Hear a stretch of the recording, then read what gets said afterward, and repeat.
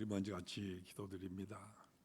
우리를 늘 사랑하시기에 이 땅에 친히 오셨고 지금도 살아계셔서 우리 모든 삶을 인도하시며 섭리하시는 아버지 하나님, 하나님의 그 구체적인 사랑은 이 거룩한 주님의 날 주께 예배하는 우리들의 더욱 현연하여 나타나심을 감사합니다.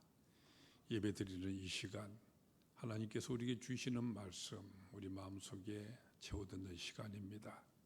주 성령께서 이 종 오직 도구만 쓰시고 친히 말씀하시며 역사하여 주시옵소서. 예수님 거룩하신 이름으로 기도드리옵나이다. 아멘. 이번 주간에는 우리 동양권에서는 가장 큰 명절이라고 부르는 구정 설날이 있게 됩니다. 대부분의 사람들이 이날을 명절로 지키면서 선물도 보내고 인사를 나누는데, 나누는 그 인사의 내용들을 살펴보면 거의 다가 복 많이 받으시라 하는 이와 같은 내용입니다. 어떤 곳에서 우연히 라디오에서 흘러나오는 그 소리를 듣게 되었는데, 그 프로그램의 진행자는 아주 노골적으로 부자 되세요 하면서 그 프로그램을 진행하고 있더구만요. 사실 우리 사람들은 복 받기를 원하고 기왕이면 부자고 되고 싶어하는 이것, 모든 사람들의 공통된 심정이라고 말할 수 있을 것입니다. 그런데 어떤 성년이 이와 같은 아주 중요한 말을 남기셨습니다. 만족할 줄 모르면 부자라도 가난 속에 살게 되고, 만족할 줄을 알면 가난한 자도 풍요하게 살게 된다. 이 말 여러분은 어떻게 생각하십니까? 과연 그렇다고 그렇게 여겨지십니까? 옛날 페르시아에서 옛날부터 내려오는 이야기 가운데 이와 같은 내용의 얘기가 있습니다. 알하헤드라고 이름한 아주 큰 땅을 가지고 있는 부자가 살고 있었는데, 어느 날 저녁에 한 여행객으로부터 이 세상 저편으로 가게 되어지면 믿을 수 없을 만큼 참으로 많은 다이아몬드가 깔려 있다 하는 이와 같은 얘기를 들었습니다. 근데 거기 사는 사람들이 이 다이아몬드를 가공할 줄을 모르기 때문에 그래서 돌멩이처럼 바닥에 널려져 있다는 것이지요. 이 말을 듣고 이 부자가 곰곰이 생각해 보았더니, 그 다이아몬드를 내가 모으게 되어지면 내가 참으로 거대한 거부가 될 테인데, 이와 같은 생각을 하고 보니까 이 부자는 자기가 지금 가지고 있는 그 땅이나 집이나 또는 그가 모아 있는 모든 보석들이라는 것이 정말로 초라하게만 보여지고요, 자기 자신이 무척이나 가난하게만 그렇게 느껴졌습니다. 그래서 자기가 가지고 있는 모든 땅과 전 재산들 다 팔아 처분을 해가지고 그 보물을 찾아서 나섰습니다. 이 이야기가 그 다음에 어떻게 진행될 것 같습니까? 여러분이 짐작하시는 것처럼 결국에 그 사람 헛수고만 한 채 평생을 객지에서 헤매다가 그대로 초라하게 죽어버리고 맙니다. 근데 이 이야기의 그 마지막 부분이 아주 의미심장합니다. 바로 그 알하헤드에서부터 땅을 샀던 사람이 하루는 바디를 하다가 이상한 돌들이 거기 반짝거리고 있는 것을 보게 되고, 그것을 자세히 살펴보았더니 그것이 바로 다이아몬드이더라는 것입니다. 이 불쌍한 이 알하헤드, 그가 그렇게도 평소에 원했던 보석들이 다른 것이 아니라 바로 자기가 가지고 있는 이 땅에 있었는데도 괜히 머나먼 곳에서 방황만 하다가 비참하게 객사해버리고 말았던 것이죠. 사실 많은 사람들이 바로 이 알하헤드와 같은 것을 우리는 보게 됩니다. 자기가 이미 가지고 있는 이 만족할 수 있는 것들을 가지고 만족하기보다는 다른 사람이 가진 것을 부러워하다가 항상 만족하지 못한 채 그렇게 살아가는 사람들이 사실 우리 주위에 얼마나 많이 있습니까? 만족할 줄 모르면은 부자라도 가난 속에 살게 되고, 만족할 줄을 알면은 가난한 자도 풍요 속에서 살게 된다. 정말로 맞는 말입니다. 여러분의 경우에는 어떠하십니까? 여러분은 만족할 줄을 아십니까? 아니, 만족할 줄 아는 그 방법을 여러분은 알고 계십니까? 오늘 같이 계신 본문 말씀은, 아니 빌립보서 이 말씀 전체가 다 바로 이 만족함의 비결에 대해서 우리에게 가르쳐 주신 말씀이라고 이렇게 말할 수가 있습니다. 빌립보서 4장에 보면 사도 바울은 나는 만족할 수 있는 일체의 비결을 배웠다, 이렇게 선언을 하시는데, 사실 사도 바울은 이 빌립보서를 통하여서요, 바로 당신이 찾았다고 하는 그 만족의 비결을 우리들에게 가르쳐주고 있는 것입니다. 먼저 사도 바울은 그 첫 번째 비결을 빌립보서 1장에서 우리에게 말씀해 주시는데, 빌립보서 1장 6절 말씀에 요약되어 있습니다. 우리 이 말 다 찾아보기를 바랍니다. 신약성경 318쪽에 나오는 말씀이죠. 오늘 이 성경 말씀 다 계속 펴놓고 있기를 바랍니다. 318페이지 빌립보서 1장 6절 말씀, 우리 6절 말씀 소리는 다 같이 읽겠습니다.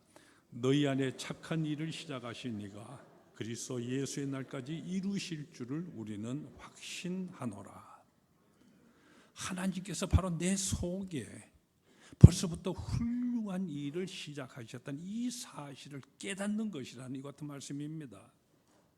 하나님께서 내 속에 훌륭한 일을 벌써부터 시작하셨다는 이것을 깨닫는 것이 우리가 만족하며 행복을 누릴 수 있는 비결이라는 이 말씀인 것이죠. 그래서 내가 지금 하고 있는 모든 일들이 바로 하나님의 나라를 위한 일이라고 하는 것을 큰 목적으로 세우고, 그래서 그 목적을 위해서 일하라고 하는 것입니다. 이것이 1장을 통해 첫 번째 말씀하시는 만족함의 비결입니다. 다음 두 번째 비결, 그 다음에 2장에서 우리에게 말씀하고 있는 내용인데, 빌립보서 2장 5절에서 8절이 그 가운데 핵심이 되는 말씀입니다. 다음에 빌립보서 2장 5절부터 8절까지 말씀, 우리 다 같이 읽겠습니다. 너희 안에 이 마음을 품으라. 곧 그리스도 예수의 마음이니 그는 근본 하나님의 본체시나 하나님과 동등됨을 취할 것으로 여기지 아니하시고 오히려 자기를 비워 종의 형체를 가지사 사람들과 같이 되셨고 사람의 모양으로 나타나사 자기를 낮추시고 죽기까지 복종하셨으니 곧 십자가에 죽으심이라. 너희 안에 이 마음을 품으라. 오로지 위의 것을 생각하며 그리스도만을 바라보면서 우리 주님이 하신 그대로 따라하는 것이죠. 하나님의 음성에 복종하는 이런 삶의 태도를 가지라고 이 같은 말씀입니다. 그래서 이 사람 저 사람 개인이 쳐다보고 비교하며 방황하지를 말고 이미 내게 허락하신 하나님의 그 축복을 발견하고 감사하며 오로지 하나님께 헌신하라는 것입니다. 그러면 우리는 참으로 만족하는 삶을 살아갈 수 있게 된다는 것이지요. 그리고 사도 바울은 이 만족의 비결 중에 가장 중요한 요소를 이제 3장에서 결론적으로 말씀하시는데, 바로 오늘 본문으로 같이 읽으신 내용으로서 그 가운데 특별히 14절에 요약되어지는 말씀입니다. 그것은 하나님께서 나를 불러주셨다는 이 사실을 깨달을 때 바울의 마음 속에는 언제나 만족이 솟아오르게 되었다는 이 사실입니다. 우리 대학에서 14절 온 본문 말씀인데 14절 같이 읽겠습니다. 표대를 향하여 그리스도 예수 안에서 하나님의 위에서 부르신 부름의 상을 위하여 달려가노라. 나에게는 내가 태어날 때부터 이미 예비된 하나님의 부르심이 있다. 그리고 이 부르심에는 부름의 상이 항상 있게 되는데, 이를 위해서 그 부르심에 응답하며 달려가는 이 삶이 참된 인생의 만족함을 누리는 비결이라는 말씀인 것입니다. 사실 곰곰이 생각하면 이것이야말로 가장 중요한 만족함의 비결, 바로 참된 행복의 비결임을 우리는 깨달을 수가 있습니다. 제 얘기를 말씀드리기에 좀 그렇습니다만은, 제가 초등학교 6학년 때 한 번은 담임 선생님께서 수업 시간에 며칠 후에 학교에 장학사가 오게 되어서 무척 바빠서 그런다고 하시면서 방과 후에 한 사람이 남아서 선생님이 일을 좀 도와주시면 좋겠다 이렇게 말씀하셨어요. 그러고 난 다음에 저의 이름을 부르며 저를 특별히 지명해 주셨습니다. 그날 오후에 저는 어두워질 때까지 남아서요, 환경 미화도 하고 심부름도 하고, 그날 보니 시험지에 채점도 하면서 선생님 일을 도와드렸는데, 그런데 그렇게도 기쁠 수가 없었습니다. 반 아이들 50명 가운데 특별히 나를 불러주셨다. 선생님께서 나를 인정해 주시는구나. 그래서 시험지 채점도 하게 하고 말이죠. 그날 저녁에 늦게 집으로 혼자 돌아오면서 그렇게 신날 수가 없었습니다. 꼭 내가 선생님이 된 것 같고 말이죠. 여러분 보세요. 학교 선생님이 나를 불러주셔도 이 정도인데 하물며 하나님께서 나를 개인적으로 필요로 하셔서 불러주셨다고 한다면 그 얼마나 굉장한 것이겠습니까? 사실 그날 오후에 저는 평소 제가 좋아하던 모든 것들에 많은 손해를 보았습니다. 구슬치기도 못했고요, 동물들과 타잔놀이도 못하였습니다. 참으로 제가 그 당시에 좋아하던 놀이들이었는데, 근데 그런 것이 도무지 아쉽지가 않았습니다. 그런 걸 앞으로 절대로 안 해도 좋으니까 제발 앞으로 계속하여 나만 불러주었으면 하는 것이 제 자신의 솔직한 심정이었습니다. 사도 바울이 말씀하시는 바가 바로 이것인 것입니다.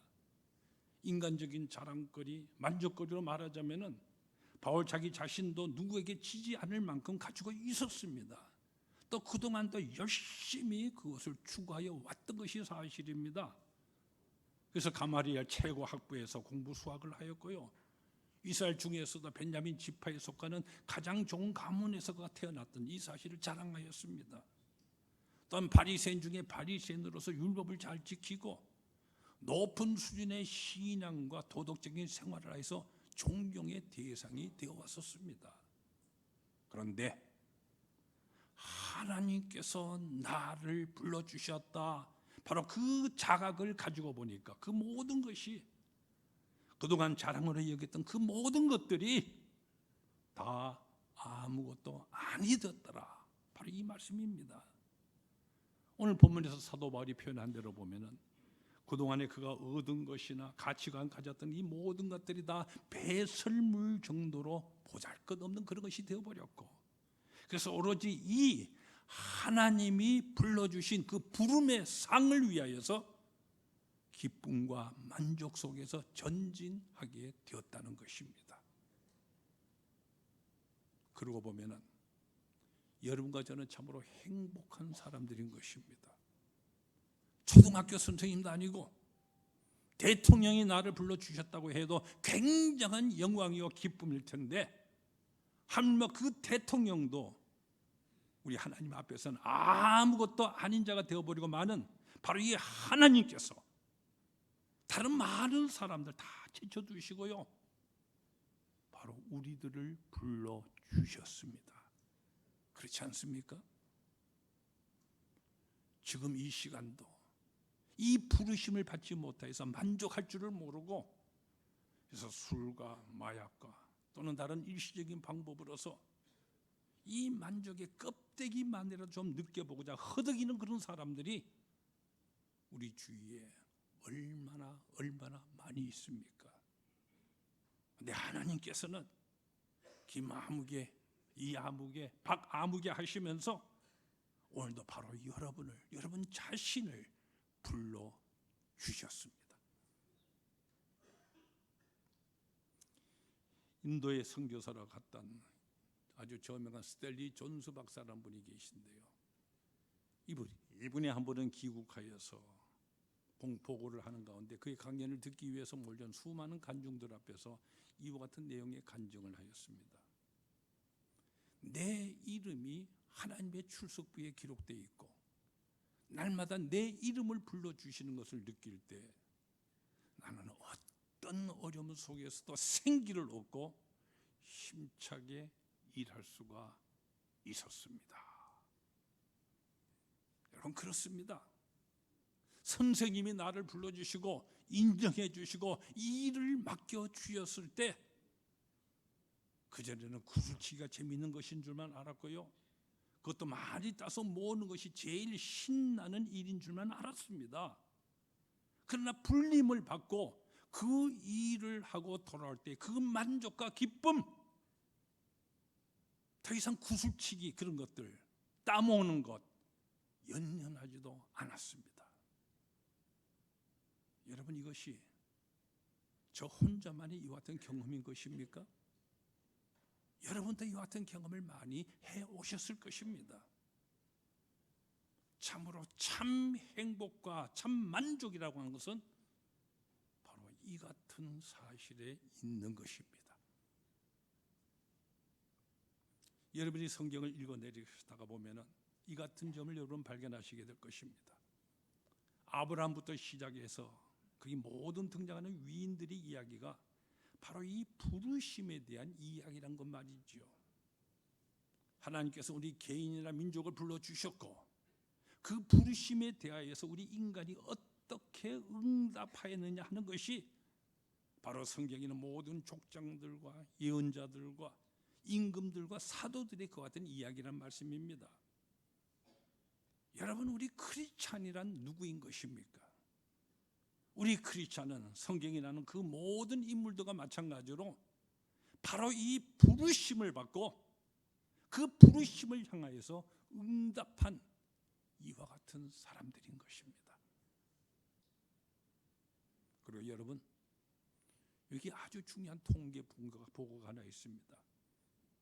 미국의 가정문제연구소에서 몇 년에 걸친 조사를 통해서 밝힌 그 통계에 의할 것 같으면요, 하나님을 믿는 사람들이 가지고 있는 그들의 그 생활에 대한 만족도가 하나님을 믿지 않는 사람들이 그것보다도 무려 3배나 더 높았다고 하는 이와 같은 보고입니다. 여러분, 왜 이런 결과가 나오는 것이겠습니까? 하나님이 나를 불러주셨다니 그 같은 생각으로 살아가는 생애, 여기 왜 나는 매일을 그저 그렇게 살아가는데 이 생애 사이에는 만족에 있어서만도 이렇게 엄청난 차이가 나타나게 되는 것입니다. 여러분이 잘 아시는 하이든이라는 사람, 이분이 천지창조의 작곡을 끝내고 난 다음에 그가 작곡하는 모든 그 음악들이 모두가 밝고 기쁨에 차 있는 이유가 무엇이냐니 같은 질문을 받고는 이렇게 대답을 하였습니다. 그렇게밖에 곡이 나올 수가 없었습니다. 하나님께서 내 가슴을 뛰게 하시는데 내 음악에 기쁨이 뛰지 않을 수가 있겠습니까? 하나님께서 내 펜을 움직이시는데 내 펜이 기쁨으로 달려가지 않을 수가 있겠습니까? 하나님께서 나를 불러주셨는데 어찌 나에게서 슬픔이 나올 수가 있겠습니까? 하나님의 부르심을 알고 여기에 응답하며 그 부르심을 향하여 달려가는 바울은 빌립보서 4장 4절에서 이렇게 힘차게 외치십니다. 주 안에서 항상 기뻐하라. 내가 다시금 말하노니 기뻐하라. 여러분, 빌립보에서 반복되는 말씀이 바로 이것입니다. 기뻐하라, 기뻐하라, 기뻐하라. 나의 탄생과 죽음 중간에 놓이는 이 모든 시간과 이 사건과 이 모든 의미가 나의 창작이 아니라 하나님의 부르심에 대한 응답이라고 믿는 사람은 바울처럼 하이든처럼 참 만족을 경험하면서 항상 기뻐할 수가 있는 것입니다. 사도 바울은 우리에게 전천후의 만족, 날씨 여하에 따라서, 다시 말해서 나의 삶의 여건이나 형편 여하에 따라서 흔들리는 그런 것이 아니라 모든 처지에서 흔들리지 않은 이 만족의 비결, 이것을 빌립보를 통하여 우리에게 가르쳐 주셨습니다. 사도 바울이 가르쳐 주신 이 만족의 비결들을 여러분 들으실 때에 여러분은 거기에 모두가 하나님이라고 하는 공통 분모가 들어있는 것을 발견하셨을 것입니다. 사실 이 발견이 참으로 중요한 것입니다. 결국 사도 바울이 말씀해 주시는 결론이 이것입니다. 만족이란 결코 나에게서도 다른 무엇에게서도 나오는 것이 아니고 오직 나를 창조하시고 이 우주만을 지으시고 섭리하시는 하나님께서 주시는 것이다. 바로 이것입니다. 참된 만족, 이것은 하나님 안에 있다 하는 것입니다. 그래서 사도 바울은 빌립보서 4장에서 주 안에서, 그리스도 안에서는 이 말을 7번이나 반복하고 있습니다. 주 안에서라.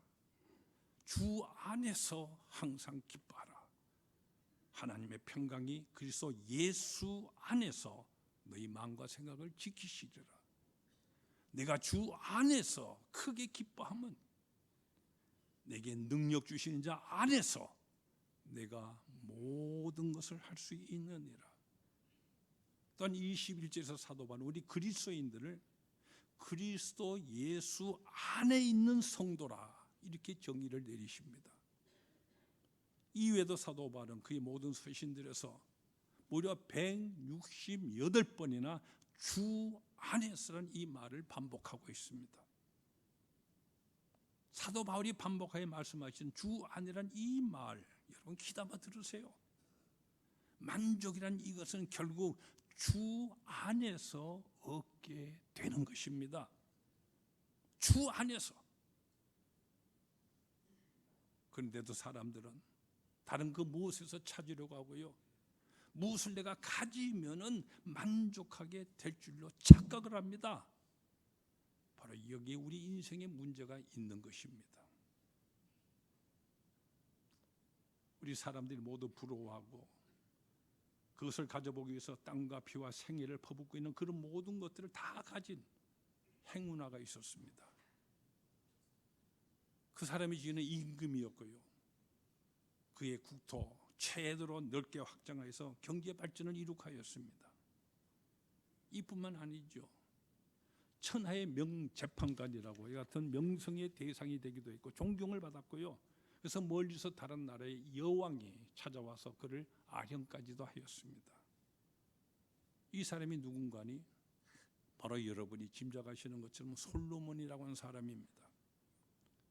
솔로몬은요, 그것만 있으면 행복할 것이다. 우리 사람들이 여기는 그 모든 것들 자기 주변에 다 갖추어 놓았었는데요, 갖추는 그 목록이 구약성경 전도서 2장에 나오고 있습니다. 솔로몬은 목장과 가수원과 우거진 나무의 이 숲의 동산과 거기에 아름다운 호수까지 다 만들었습니다. 마치 에덴 동산을 재현해 놓은 것처럼 말이죠. 또 거기다가 어마어마한 궁전을 짓고는요, 금과 은과 각국에서 사들이 이 보물들로 장식을 하였습니다. 남녀 종들을 국내에서 모아들였고요, 거기다가 전속 음악인까지 두었어요. 또한 미녀들을 전부 모집하여서 후궁과 시녀들을 수천 명씩이나 거느리고 있었습니다. 그런데 놀랍게도 이 솔로몬이 이와 같은 고백을 합니다. 그런 것들이 모두 다가 헛된 것이고 바람을 잡는 것과 같더라고 말이지요. 헛되고 헛되며 헛되고 헛되니 모든 것이 헛되도다. 소위 인간이 말하는 그 행복이란 조건, 모든 것들이 그 모두가 허무한 내용이고 동탄하고 있는 것이 바로 그것은 전도서의 내용인 것입니다. 솔로몬이 이 전도서의 집필을 마치면서 전도서 마지막 장 마지막 절에서 이렇게 한마디 결론으로 말하고 있습니다. 이런 일들의 결말을 여러분은 다 들었으니 여러분은 하나님을 경외하고 그 명령을 지키십시오. 이것이 모든 사람의 본분인 것입니다. 여러분, 우리 하나님은 참으로 좋으신 하나님이십니다. 하나님께서는 하나님의 형상으로 우리 모두를 지어주셨고 하나님의 형상으로 지음받은 우리 한 사람 한 사람 모두 다 진정으로 만족하는 이 같은 삶을 살아가기를 원하십니다. 그래서 이미 우리가 만족할 수 있는 모든 것을 다 베풀어 주셨습니다. 생각해 보세요. 하나님께서 바로 우리를 위하여서, 바로 여러분과 나를 위해서 이 땅에 오셨습니다. 그리고 우리를 사랑하시고요, 당신 자신의 생명까지 우리를 위해서 다 주셨는데 그 무엇인들 우리에게 더 주시지 않을 것이 남아있겠습니까? 이 세상에서 자기의 생명을 주는 이것보다도 더 귀한 그런 것이 어디 있겠습니까? 그 생명까지 이미 나를 위해서, 우리를 위해서 내가 주셨습니다. 여러분 주위에서요, 하나님께서 우리에게 이미 베풀으신 가장 귀한 것들 여러분 한번 헤아려 보십시오. 이 공기와 햇빛, 그리고 무엇보다도 여러분을 이 세상의 왕으로 여기면서 언제나 반겨주는 여러분의 가정, 내 아내, 내 남편, 내 자녀들, 그리고 서로서로의 사랑을 나누는, 그리고 섬김을 나누는 바로 이 교회, 심령의 찬송들, 따뜻한 성도 간의 인정과 사귐과 만남들, 이 모든 것이 다 그리스도 안에서 바로 여러분에게 주신 아주 귀한 것들이지 않습니까? 그리고 하나님께서는 이 2015년 새로운 한 해를 우리에게 주셨고, 만족과 기쁨 속에서 참된 행복한 삶을 살게 하시려고 무엇보다 우리 모두들을 하나님의 자녀로 우리를 구별해 주셨고, 우리 한 사람 한 사람을 다 불러 주셨습니다. 이 부르심을 깨달아 이미 우리를 부르실 때 이미 예배하신 하나님의 부름의 상이 나를 위하여서 이미 준비되었던 이 사실을 깨달으면서, 그래서 그 부르심에 응답하며 달려가는 것 같은 생활을 할 때에 여기에 참된 기쁨이 있고 진정한 만족이 있으며 소망 가운데서 우리는 늘 힘차게 살아갈 수가 있는 것입니다. 하나님께서 이 부름의 상을 우리 앞에 이미 예비해 두셨습니다. 그래서 우리 모두에게 새로운 한 해 2015년을 열어주셨고요, 또 이번 주간엔 다시금 설날을 우리들에게 허락하셨습니다. 하나님께서는 하나님의 일을 하라고 우리 모두를 부르고 계십니다.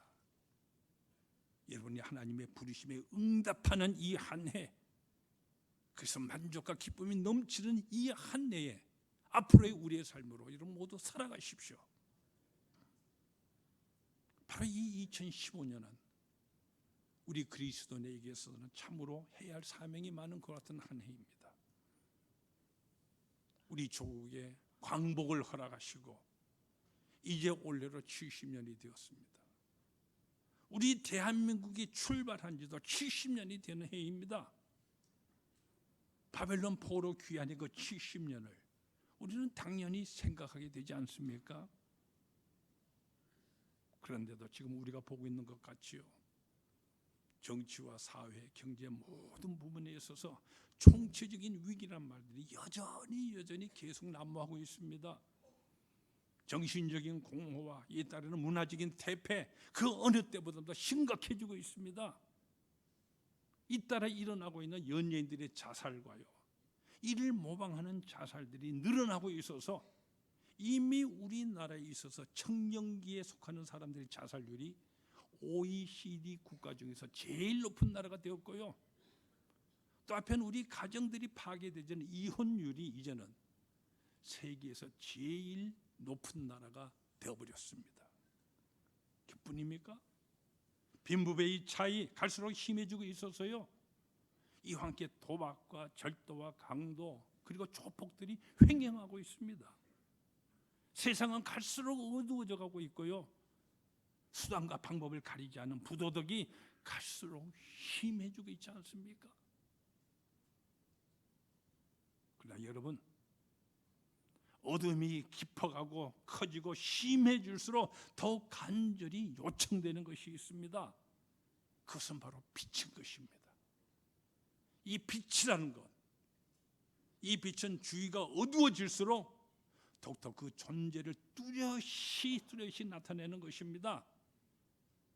그런데 우리 주님께서는 바로 여러분을 향하여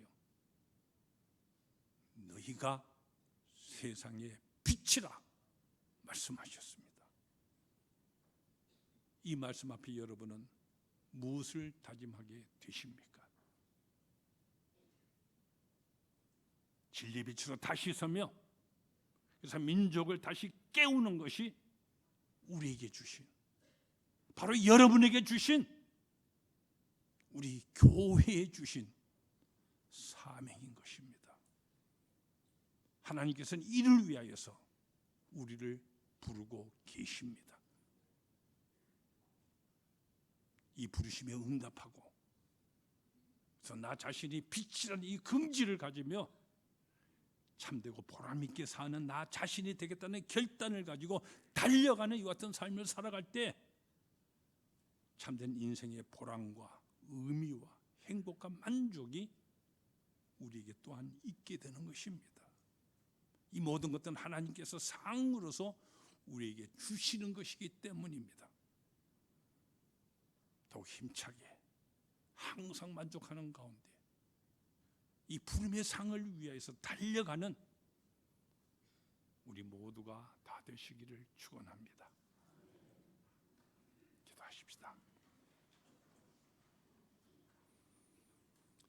우리를 만세전부터 택하시고 하나님이 정하신 때에 하나님의 형상으로 이 땅에 보내주신 우리를 사랑하신 아버지 하나님, 나를 향하신 이미 태초부터 있은 하나님의 부르심이 있고 지금 현재 이 순간에 나를 향하여 원하시는 하나님의 부르심이 있으며, 부르실 때 우리를 예비하여 하나님의 부르심의 상이 예비되어 있다고 우리에게 일러주셨습니다. 우리가 살아가면서 언제나 하나님의 나라와 그 영광을 위해서 뚜렷한 목적의식을 가지고 오늘 내게 주신 모든 것들을 통하여 우리가 만족하며, 그래서 우리가 행복의 극치로서, 그래서 하나님의 사람으로서 바른 모범을 얻어줘가는 이 모든 세계 앞에, 내 주의 이웃들 앞에 세상의 빛으로서 환히 밝혀나가는 사명을 더욱 감당해 나가는 우리 모두 될 수 있게 역사하여 주시옵소서. 예수님 이름으로 기도하옵나이다. 아멘.